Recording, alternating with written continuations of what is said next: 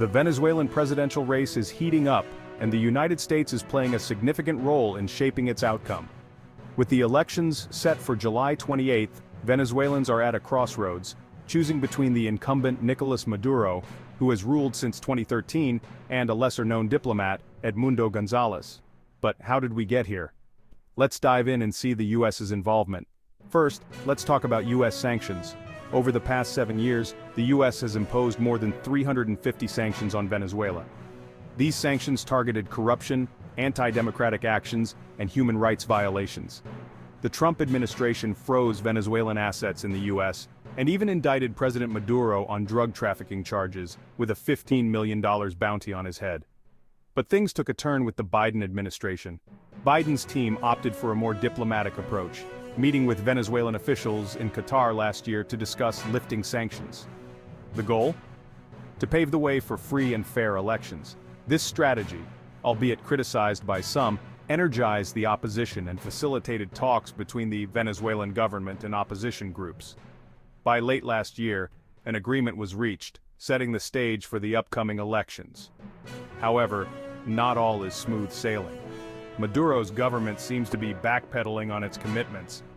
Prominent opposition leader Maria Corina Machado was barred from running, and many activists faced harassment and detention. In response, the Biden administration let the eased sanctions expire and withheld promised humanitarian aid. The Venezuelan government blames these sanctions for the country's economic struggles and the mass migration crisis. Foreign Minister Ivan Gil Pinto accuses the U.S. of creating these dire conditions and conspiring with Venezuela's far-right opposition. He predicts the opposition's rejection by voters, but the international community remains skeptical. As we approach Election Day, the world watches closely. U.S. officials are monitoring the situation but remain cautious about speculating on potential outcomes. They worry Maduro might claim victory without verifiable results, which could lead to further instability. However, there is a silver lining. If Maduro loses and accepts defeat, we could see negotiations for a peaceful transition of power. These talks might include amnesties, guarantees for outgoing officials, and the formation of truth commissions. On the other hand, Edmundo González, the opposition candidate, has made it clear that he wants to normalize diplomatic relations with the U.S. if elected. He emphasizes dialogue and cooperation, stressing the importance of restoring this critical relationship. So what's next for Venezuela? The upcoming elections could be a turning point, but much depends on the actions of both the Venezuelan government and the international community.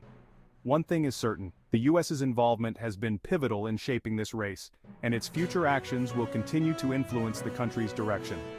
Stay tuned as we keep you updated on this developing story. Don't forget to like, comment, and subscribe for more news insights. See you next time.